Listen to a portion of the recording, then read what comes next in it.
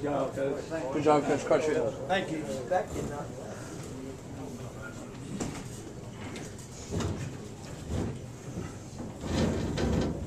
We have Alex Lowe, Coach Crutchfield, and Cedric Harris. Coach, do you want to jump comments first? At this point in time, we're going to loosen the tie a little bit. Relax. Everybody knew what a great basketball team Shaw was, and they are. I thought that we would have to play as hard as we could, and we had to play well too, and shoot the ball well, and, to beat Shaw. They're that talented, they're well coached, they're well disciplined. I really feel like having the support of our West Liberty crowd here was big. I just thought it was a hard-fought game. A shot here, a shot there, and we were trading baskets through a long stretch in the second half. And there was a point when we finally got a couple stops, and we had a couple. I think Keene come up with a couple big blocks inside, and all of a sudden we got a stop, went down, scored the other way, and able to open up a 2 or 4 point game into an 8 or 10 point game. And one thing we're pretty good at, closing out when we handle the ball pretty well and make foul shots. At that point in time, I felt like all we got to do is just play by possession to possession, hang on the ball, make our shots, hopefully get our stop or two any time. And that was the difference. I know the spread again in the game was probably, what was the final spread? 12, 11 points. Obviously, it was a much closer game than that. It was a game, it was closer to 11 points, but we opened up in the last 2 minutes. Jim, stats sheet says you all had 9 blocks to their 4. I mean, could you have ever imagined something like that? No, absolutely not. I wouldn't have seen that coming. And I think a little bit of it is, good effort. I think we surprised them a couple of times by going up after their shots. I think probably Keene had 3 or 4 of those blocks, and a couple of them were kind of the ones that are momentum builders. They had a transition bucket where the guy took a Keene hard, and he stepped up above the rim and went up and blocked a shot 11 feet in the air. I don't have any idea what that feels like, but I know it had to feel good after he did it. The crowd was screaming like crazy. But it was a momentum change for us. I thought, we got a good block, and we went down the other way and scored. So, long answer to your question, no, I didn't anticipate us doing more block shots than they did. I'm sure glad we did. How far along has he come? Did he even play in the first game he lost this year? Finley game? He played a little bit, I think. Obviously, he's come along. I thought his progress has been pretty consistent throughout the year, and a lot of it has to do with confidence. Right now, he's playing with confidence, and he didn't hesitate to shoot the ball. When he had an open shot, he didn't hesitate to go up and try to block the guy's shot when he had an opportunity. Cedric, speaking of playing with confidence, you came out to the opening tip tonight, and everything you did, with confidence. You look great out there. Was it just the opportunity to play in a championship game? I just took basically what they gave me. Just found open gaps. Like Coach talked to me earlier today. He said, find the open gaps. He said, Corey Pelly, take after Corey Pelly, because he mastered it over the years. And I just took that in and figured out this was my shot to do that. So I just took advantage of it. Alex, what about going back to the Elite 8 again? I mean, is it surreal? It is. It's unimaginable right now. I mean, how I feel. How we feel I can go back with a better group of guys. I'm just really excited about it. Alex, you struggled in the first half, and the crowd noticed. I mean, it's kind of like every time you put up a shot, they were waiting for your first points. Did you notice how far behind you they were? Yeah. I mean, the crowd. I mean, especially more than the crowd, even my teammates. I mean, they've always picked me up. We've all picked each other. I think that's what makes us such a great team. What's got us this far is how close we are together. And if one person's down, we pick them up, and someone else steps up, and that's what we did the whole game. And it was very helpful, especially against Shaw, who's a really great team. So I think we all played really well together. What do you think it was first half? I can't tell you. I mean, the shots just weren't falling. They collapsed really good inside. I mean, they played really good D. So I was a little loose with the ball early on. I mean, other than that, the shots just weren't falling. Just because he didn't make any shots. His hustle and effort, that's more than right there. I mean, if it wasn't for that guy right there, we definitely wouldn't be where we're at. He never stops moving.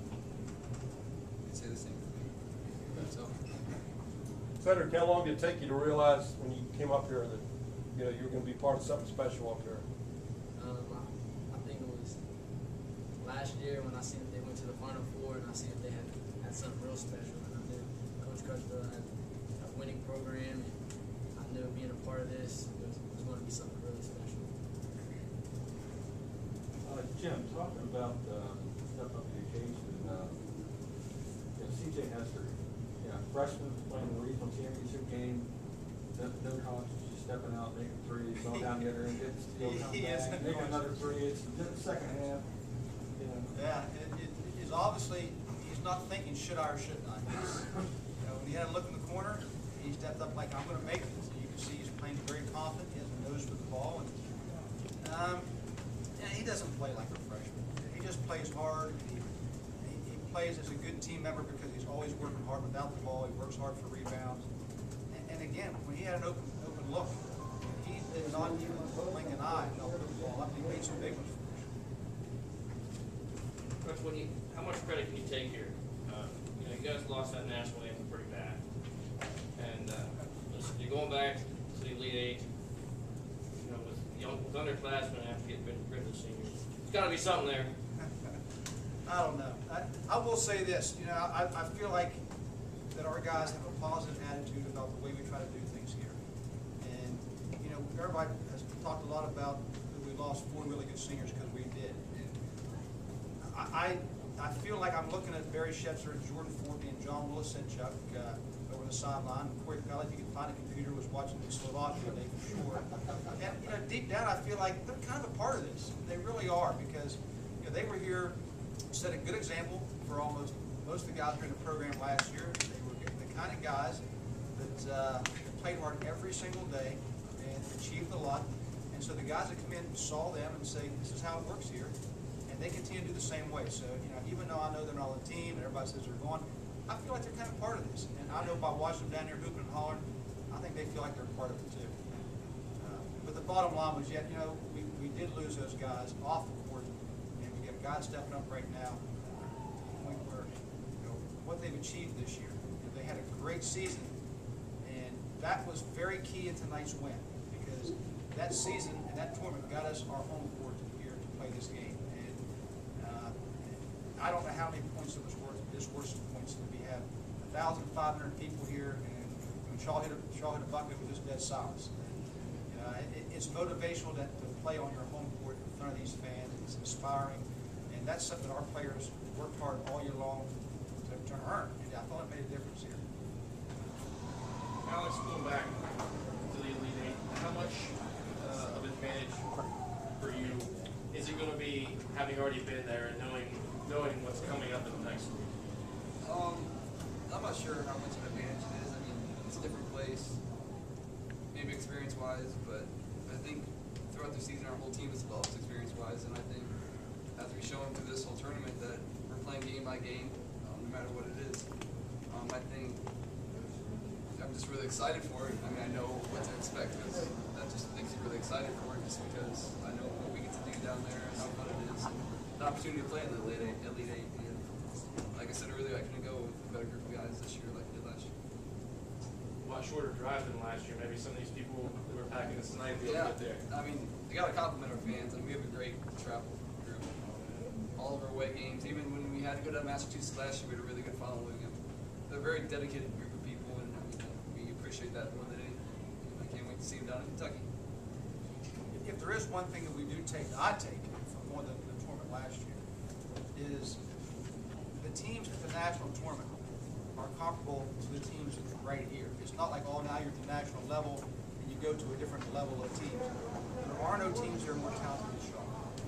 And we went last year, I kind of felt the same way. We come out of our region with hard-fought battles. We played great. We got the national tournament, and the teams there are basically the same. And I feel like it gives me the feeling of, if we play really well, we can win a national title. I think it's kind of an open field to just about anybody, because everybody's pretty close there. But we are. We're right there in the hunt. We could win a national championship. Quick, one more about the game here. 51-47. Shaw just after halftime, and 2 minutes later, Cedric's got 2 buckets, Alex has a 3, and Tim has a 3, and you're up 6. 2 minutes went by. It'd be a mini blackout, wouldn't it? Yeah, me too. Last year when they had those 18-0 runs, the players started referring to them as blackouts. That was a mini blackout, a two-minute drill. You know, but obviously, we average 100 points a game, and you guys have seen us play a lot. We're very capable of bursts of scoring. And we've got guys that can shoot the three, we've got guys that can penetrate. And we apply pressure, so turnovers are a possibility too. So there's always that possibility of a quick run, and that was a big one right there. I think that's the one that gave us the advantage, and I'm not sure that we ever gave it up.